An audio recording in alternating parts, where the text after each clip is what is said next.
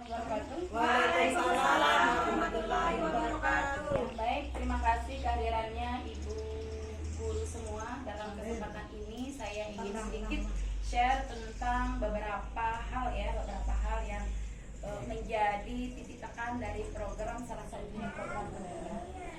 Jadi saya ambil di sini yaitu tentang visi guru penggerak ya. Jadi visi guru penggerak itu salah satunya adalah pada saat kita sebagai guru itu harus memiliki harapan besar.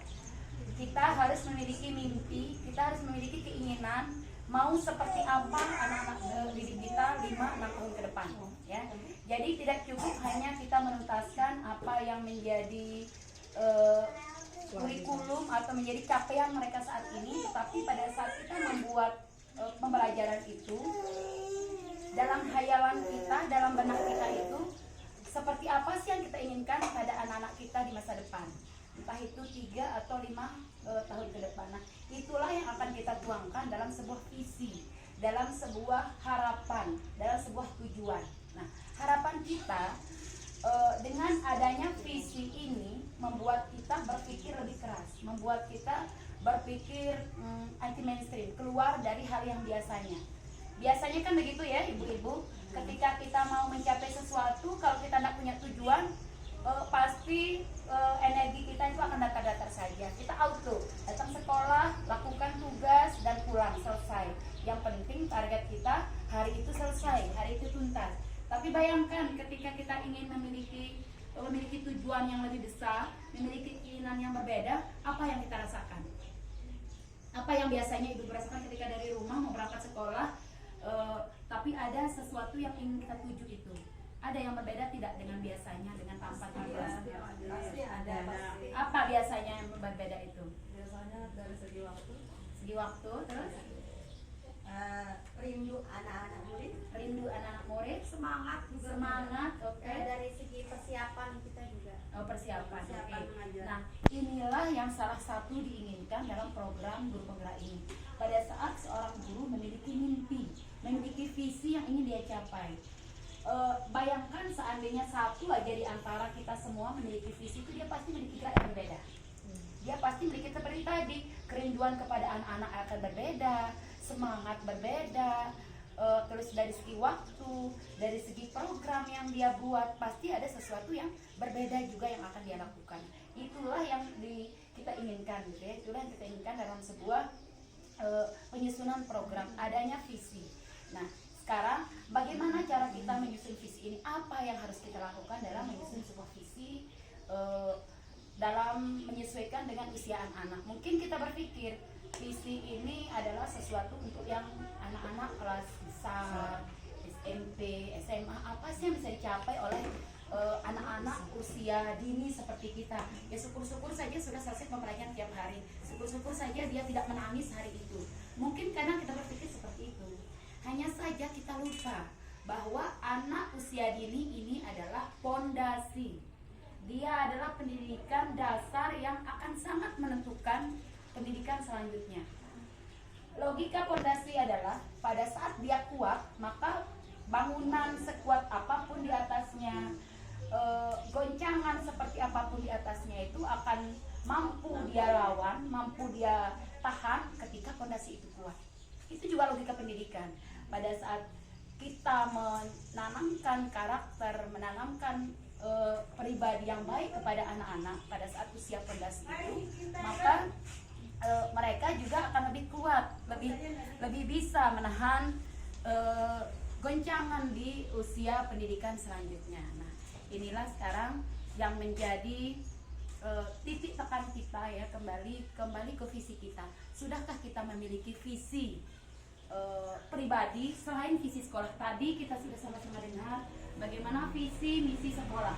Nah, itu adalah capaian umum yang akan dia capai oleh sebuah lembaga besar, sekolah. Nah, sekarang secara pribadi kita sebagai guru, kita sebagai pendidik yang akan langsung berhubungan sama anak, sudahkah kita juga memiliki visi? Ada enggak visi kita yang lebih kecil yang akan menopang, membantu visi besar tadi? Ada enggak sesuatu yang kita buat ibarat rangkaian batu bata itu yang akan menguatkan bangunan besar sekolah tadi? itu yang akan kita buat rundownnya ya, lebih kecil lagi. Visi sekolah tadi lagi kita pecah kalau visi sekolah kita seperti ini, maka visi guru-guru itu seperti apa, akan memudahkan sekolah itu mencapai visinya ya. Nah ini untuk pertemuan pertama ini saya hanya sedikit ingin kita membuka cakrawala berpikir kita kembali, kita membuka wawasan kita kembali bahwa seharusnya memang kita sama-sama memiliki visi. Apalagi ada yang kita baru selesai peralihan lah, sekolah baru lah, kita punya kesempatan yang sangat bagus untuk memacangkan fondasi di awal ini untuk visi yang paling tepat untuk sekolah kita. Jadi kita tidak perlu beralasan misalnya wah kedongan ini akan naik, sudah terlanjur visi ini auto terjadi dari beberapa tahun sebelumnya misalnya. Tetapi kita punya sekarang alasan yang cukup kuat bahwa kita sekolah baru, mari kita sama-sama membuat visi yang lebih masuk akal. Karena salah satu syarat visi itu adalah yang paling dekat dengan kita. Jangan sampai visi itu justru yang membuat kita teler. Justru visi itu yang membuat kita ya Allah, visinya terlalu dahsyat, terlalu keren, akhirnya kita tidak punya tenaga untuk mencapainya. Tetapi kita telah kembali, apakah visi ini realistis tidak? Bisa nggak kita capai? Jangan sampai kalimatnya keren, bagus, tapi ternyata itu sesuatu mimpi yang tidak mampu kita capai ya. Nah itu sekali lagi hanya sebagai bahan untuk wacana berpikir kita di pertemuan kali ini, yang mudah-mudahan di pertemuan berikutnya nanti kita akan bahas kembali. Insya Allah nanti di pertemuan berikutnya kita akan membuka tentang budaya positif ya. Jadi insya Allah Senin kalau nanti di pertemuan nanti kita akan membahas kembali tentang budaya positif apa untuk mengkerucutkan kembali ya visi kita hari ini. Terima kasih Ibu dan Bapak perhatiannya hari ini. Saya mohon maaf kalau ada sekiranya kalimat-kalimat yang tersampaikan tidak nyaman didengar, tidak enak didengar. Mudah-mudahan ini bermanfaat bagi kita. Assalamualaikum warahmatullahi wabarakatuh.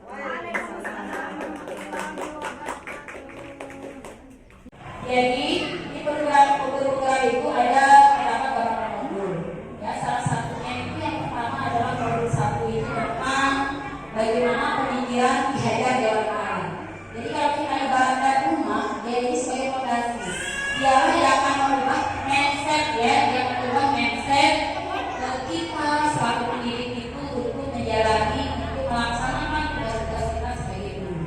Akan banyak hal berbeda ketika kita mendapatkan materi ini. Ya.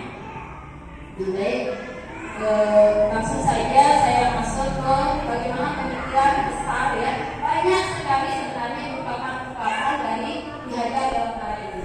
Banyak sekali pemikiran beliau yang akhirnya sekarang menjadi baseline pendidikan nasional. Yang akhirnya sekarang menjadi pegangan, menjadi dasar ketika para pengambil kebijakan itu memutuskan banyak hal di dunia pendidikan. Ya.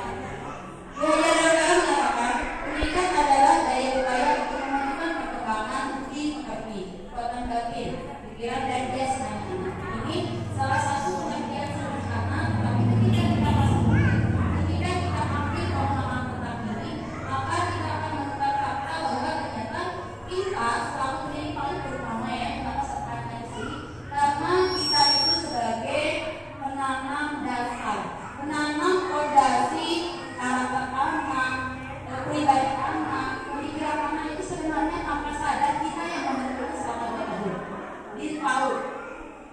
Nanti akan dilanjutkan oleh guru SD. Makanya kita sangat bersyukur seandainya program-program SD itu berkesinambungan dari TK.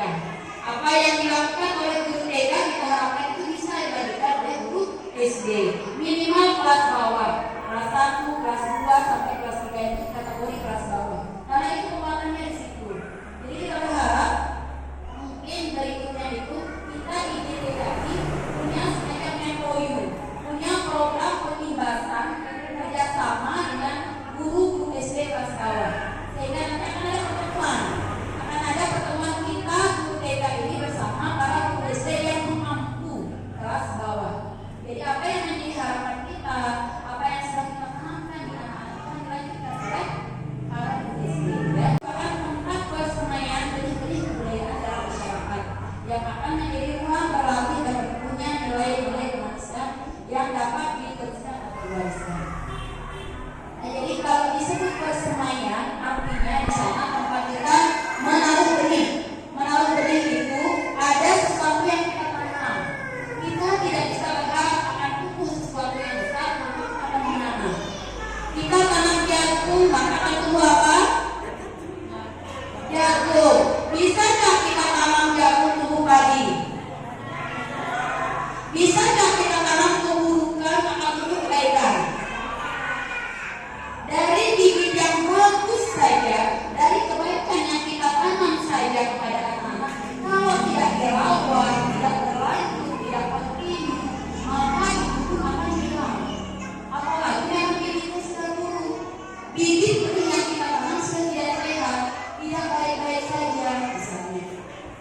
Ya, jadi bayangkan, kita bayangkan atas sejenak pada saat kita menanam benih jagung tadi, kita biarkan misalnya dua benihnya sama-sama sehat, sama-sama bagus, ada dua media yang satu kita rawat baik-baik, kita berikan air yang cukup, kita pupuk, kita ada hama, kita bersihkan, tapi yang satu medianya kita pernah bagus tadi, tapi kita biarkan gitu saja, biarkan alam mengurusnya. Menurut ibu-ibu semua, manakah yang akan tumbuh sehat? Yang dirawat, yang diberikan pupuk. Artinya apa? Setiap kebaikan yang kita tanam itu membutuhkan perawatan. Dia perlu diurus.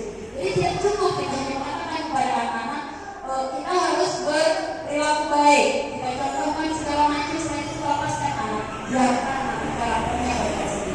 Biarkan orang tuanya berusaha sendiri. Apa yang kita bisa lakukan? Kita contohkan sebagai role model, guru sebagai model utama. Sampaikan kepada wali murid, jalin komunikasi sebaik-baiknya dengan wali murid, bahwa apa yang kita lakukan ini bisa diteruskan di sekolah. Makanya itu yang saya bilang tadi, semoga pada akhirnya ada kerjasama antara pihak TK dengan pihak SD kelas bawah, agar apa yang sudah kita tanam tadi, benih yang bagus tadi bisa dilanjutkan kepada guru SD. Itu baru dua pemikiran saya jaga.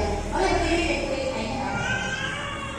Ya, nah jadi itu tinggal sekarang bagaimana kita memilih ya. Kalau kita mau memilih karakter masing-masing di sekolah, kita bisa melihat budaya masing-masing. Jadi saya teringat beberapa saat lalu, kayaknya saya belum add dia di grup ya. Kita akan mengenai yang punya pasar yang kemarin ke sekolah itu tidak punya pasar ya.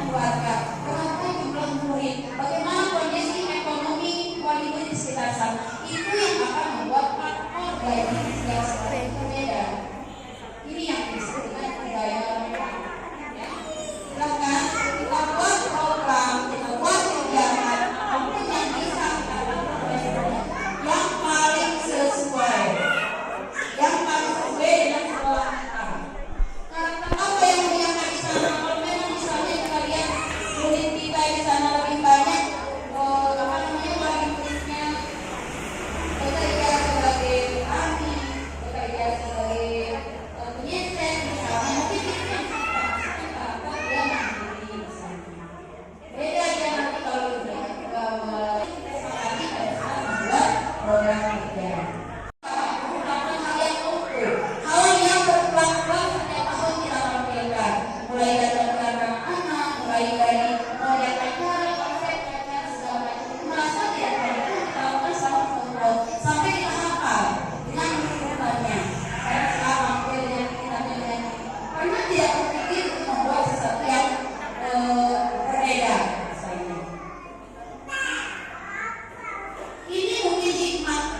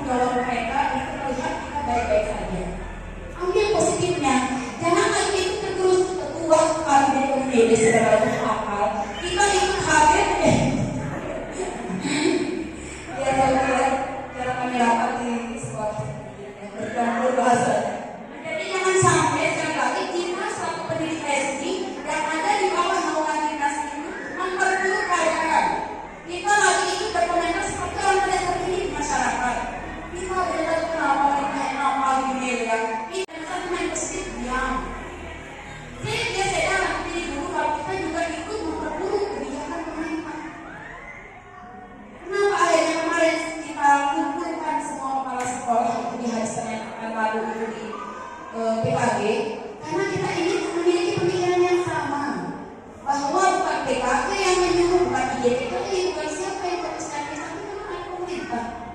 Siapa lagi yang mengikuti aturan pemerintah kalau bukan kita? Karena suatu kita juga bagaimana pada saat kita seorang ibu, seorang guru, kalau bukan murid kita, kalau bukan anak kita mengikuti perintah kita, akan siapa lagi? Karena tenaga. Enggak kan? Itu saja logikanya. Pada saat kita mendengar, walaupun tidak sesuai sama kita, tapi karena kita bawakan, maka bisa ikut. Sama dengan kebijakan kepala sekolah. Walaupun kebijakan kepala sekolah mungkin tidak selalu kita sama sepakat, gitu ya. Jadi murid-murid ini kepala sekolah sekolah sebelum ribut bisa. Itu tidak akan memperbaiki keadaan.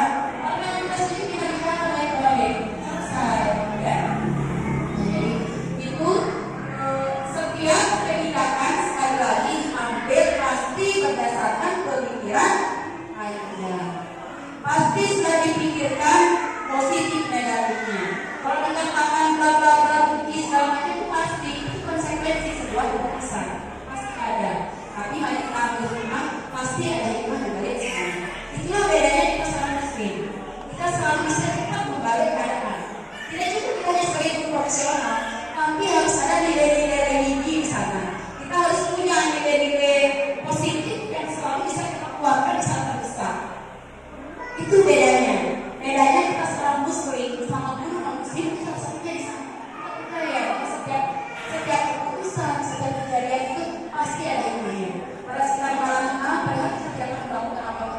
Bisa ya, mungkin oke, pertanyaan wajar di saat pertama. Tetapi untuk selanjutnya kita akan kembalikan semua pasti ada hikmahnya. Dan ini semua butuh latihan.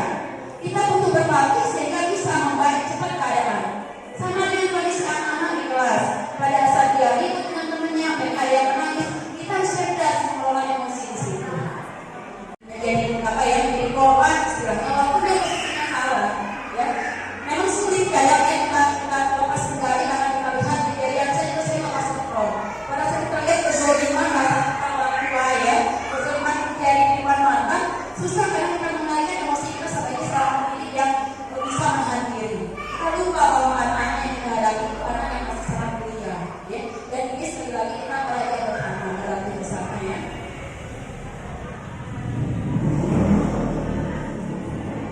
Ya, jadi sekali lagi proses belajar itu waktu. Kita tidak bisa menjadi guru sekarang dengan kondisi murid kita seperti ini, dengan menyamakan sistem kita, pola pikir kita, kemampuan kita dengan 10 tahun lalu. Ada tidak yang merasa kita merasa enggak? Kita pola mengajar kita dari 5 tahun lalu, 6 tahun lalu, 10 tahun lalu, dan hari ini. Karena anak-anak yang kita hadapi ini tidak sama. Dengan 10 tahun lalu, yang terlalu anaknya mungkin nurut, ya. Bohong. Tapi ternyata anak sekarang tidak. Kondisinya pasti tidak sama. Sehingga di sanalah akhirnya kita memperlakukan seperti katanya Aida di politik itu. Didiklah anakmu sesuai dengan zamannya. Karena zaman kita tidak sama. Akhirnya tidak semua seperti itu. Bahwa anak itu salah, bahwa anak itu berbeda, bahwa anak itu tidak seperti dulu. Mulai kakak yang ribut banyak kan aja yang misalnya ada kakak beradik dan sekolah yang sama. Kakak yang ribut dan sekolah di sana mungkin misalnya kita membandingkan sesuatu dengan zaman yang berbeda. Yang telah siapa? Kita yang telah para guru akhirnya karena kita mempunyai ekspektasi yang berbeda terlalu tinggi kepada anak itu. Ya. Disitulah dia hadir pemikiran Hajar Dewantara ini hadir dengan berbagai ide, berbagai kalimat yang keluar itu membuka mindset kita kembali bahwa menempatkan anak ini sesuai dengan kebutuhan itu menjadi sesuatu yang sangat penting. Berdasarkan kodrat alamnya adalah jadi kalau ini kasusnya berbeda kemarin itu yang saya mampu bilang itu. Jadi ketika kita menempatkan kodrat anak kita di sini sebagai bangsa asal misalnya kembali dia harus paham bahwa ketika orang tuanya bertemu itu dia harus hargai sama anak bahwa itu profesi hidupnya, bahwa itu pekerjaan hidupnya sama teman-teman dia harus bangga. Saya tanya kepada teman-teman, kalau teman-teman itu membuat dia merasa pekerjaan orang tuanya tidak cukup berharga.